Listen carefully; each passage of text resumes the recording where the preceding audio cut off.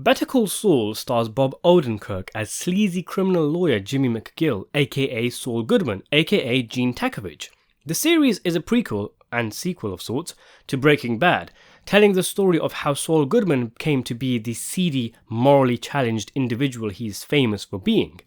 As well as telling the story of Jimmy McGill, Better Call Saul also explores Saul's life after Breaking Bad, where he lives in hiding in Nebraska as Gene, store manager of a Cinnabon store. Depressed, gloomy, and dull, Gene's life is a dreary bore compared to his heyday as Saul Goodman. That is when he isn't given a few stabs of panic attacks here and there when he suspects his cover has almost been blown. Eventually, Gene grows tired of his mediocre life, trapped in a prison, unable to indulge in his passions. The hows and whys of Gene's retransformation into Saul is something I want to tackle in another video, so be sure to subscribe to the channel and hit the notification bell to stay up to date. But in no time at all things considered, Saul is back to his usual tricks, acquiring the services of a taxi driver to engage in a series of identity theft scams, in which Saul identifies a target in a bar, gets them drinking, the target goes home in a pre-prepared taxi where Jeff the taxi driver gives them a spiked water bottle, and while the unsuspecting victim snores the night away, the third member of the setup searches the home for credit cards, passwords and whatnot. The way in which Saul starts this scam is by getting pally with Jeff's mum, Marion.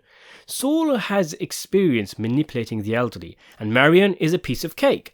She is happy that her son is with Gene, who, unlike previous Jeff acquaintances, is a good influence on him. So she believes. Like many of the old characters on the show, Marion is grateful for the company Gene provides for her, but eventually, after doing some digging with her new laptop, putting away some time from her hilarious cat videos, she comes across the chicanery of Gene's past and works out that he is the wanted man, Saul Goodman. Also, if you notice, in something of a callback to the very first episode of Better Call Saul, the commercial in Gene's eyeglasses is reflected in colour, as if to say, his true colours have been revealed.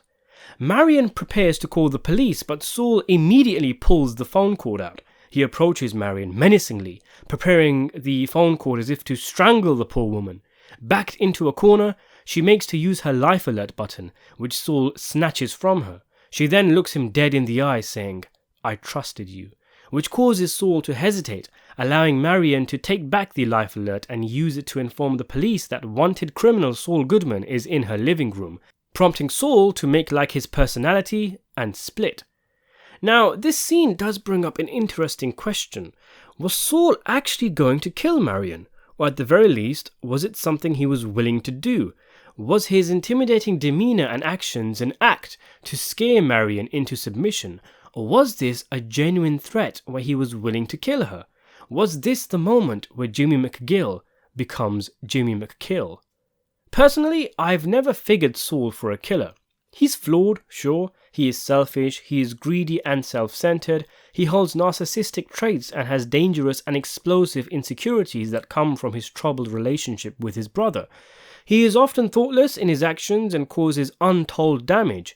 But he doesn't physically hurt people. He doesn't go out of his way to cause bodily harm to others. Yes, he has discussed actual murder, even prompting Jesse and Walter to kill low-level drug dealer Badger, so he clearly isn't against murder, but this situation is a little different. For one, Saul is always disconnected from the actual murders themselves, and those are always regarding people in the game, not innocent, lonely old ladies. There is the scene with the cancer-stricken victim of Saul's from earlier, the one whose home Saul successfully broke into but woke up before Saul could leave. Saul's victim has no idea he was a few steps above, preparing himself to hit the guy over the head with something that could have very easily killed the guy. But as he never got to it, we'll never know just what Saul had in mind. But I always figured he would intend to knock the guy out so he could make his escape, not try and kill him. The scene with Marion really threw me. It was pretty disturbing to see Saul willing to pull a Paulie Gualtieri. In fact, I don't think I ever considered actual murder was a possibility. I had it down as an unsuccessful scare tactic until I saw that the general consensus, seemingly from audiences, was that he was about to kill Marion in that moment. And I thought to myself, this isn't the Saul Goodman I know and love. And I think the uncertainty surrounding it is part of the point. because Saul himself catches himself shocked, perhaps, knowing in that moment what he's actually capable of, to what lengths he will stoop. He, and when I say he, I mean Jimmy McGill, has transcended, descended, so far into the glorified Saul Goodman persona, the front, the escape from his dull life, that he forgets who he actually is, and he's been playing this part for so long that we're left at a stage where we're asking, who is this man? Not Gene, of course, that front is broken after a few months, but is this man still Jimmy, or is it Saul? How far does a man go? How long does he go playing a part before that persona becomes who he is? It reminds me of a line from Batman Begins, "It's not who you are underneath, but what you do that defines you." Jimmy certainly is so far up the Saul train, it momentarily breaks him when Marion says, "I trusted you." Perhaps he saw a flashback to his sick old mother. Perhaps he remembered all those elderly clients who he genuinely cared about. And yet here he is just before the point of no return, about to go down a bad choice road, about to strangle an old lady. So he chooses not to save himself by killing her and protecting his Gene cover. Marion may have squealed on Saul, which is what ended up getting him caught, but in that moment, she actually saved Saul. She saved his soul. She released that little part inside him that was still Jimmy McGill and stopped him from being as dark and evil as the cartel members he was in bed with for years. He goes to the edge and does not cross the line. He knows he can't be someone like Walter White, and he definitely isn't Gene. And in that moment, with the venom with which Marion says, "His name is Saul Goodman," he becomes aware of how cancerous this character Saul Goodman is, knowing that Saul needs to die so Jimmy can live and be redeemed, as suggested by the final episode's title, Saul Gone, which has numerous insinuations, but one of which is that the Saul persona is no more. Jimmy and Kim both had their hand in an innocent man being killed. She walked away, reformed, and eventually confessed. Meanwhile, Jimmy becomes even more depraved without Kim there as a potential moral anchor. So maybe it was actually her face, or maybe even his brother Chuck's, which he saw in those moments when an old lady revealed how he hurt her. Another victim of Slippin' Jimmy, a woman who only wanted a friend, a companion. Nobody ever trusted him as Saul Goodman. He was a known crook, a conman who swindled criminals out of jail sentences. But as the conman Gene Takovic, he duped this old lady, and her words reminded him who he really was, and as such reminded him how low he had sunk. Maybe he shocked himself, even scared himself with knowing the evil he was considering doing in that scene. He recognizes the kind of person he was capable of becoming if he didn't stop and rein himself in, as Kim did when she made the decision to leave him. Unlike Walter White's Heisenberg persona, which he allowed to consume him, Saul, scratch that, Jimmy, decided enough is enough.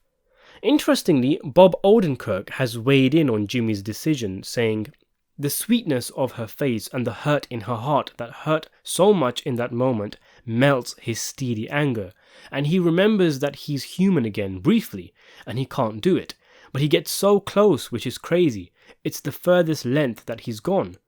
Breaking Bad and Better Call Saul creator Vince Gilligan has also commented on this scene and whether Saul was going to take out Marion, saying, "I guess in that moment the clouds parted and he realized, what am I doing? How in the world did I get this far?" And he lets her go.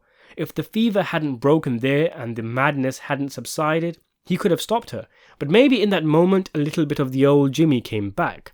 I think that was a line Carol made up on the set. I don't think it's in the script. I think we were on the set and I think it felt like something was missing and she might have said, "What about if I said, I trusted you?" In that moment, which was a great addition, the clouds parted for him and sanity prevailed, thank God. And you see it on his face. Bob does such a great job in that moment, as does Carol, but you see it in his eyes, this look of horror of, what was I thinking? How did I get here? How did I come to this? This is insane. I'm going to kill this nice old lady? What have I been doing here? And sanity flows back in and he runs, instead of assaulting her or killing her. But yeah, I think that's what we want the audience to be asking themselves. What happened to this guy? I don't think he was kidding around. I think he was ready to do something awful. And oh my God, how can you do that to Carol Burnett, an absolute American treasure? he has turned into such a monster. A couple of people who watched the episode have asked me, what do you think made him step back from the edge here in this final moment? I say, the bigger question is, what got him here in the first place? A little moment of sanity prevailed, hopefully at least for a few minutes here. You'd hope, as to be expected, but my God, how did he ever get to the point he was going to kill Carol Burnett in the first place? And that part Gilligan said about wanting the audience to think to themselves, what happened to this guy, pretty much captures my thoughts regarding the scene, so it had the intended effect. So do you think Saul had it in him to kill Marion? And why do you think he didn't go ahead with it? Let me know in the comments below, and thanks for watching. Before we finish, I just want to thank my patrons, Andre Millington, Nicholas Curtis, and Dirk K, and also my channel members, the new On Graham 24, Rikers, and Michael Awatwi.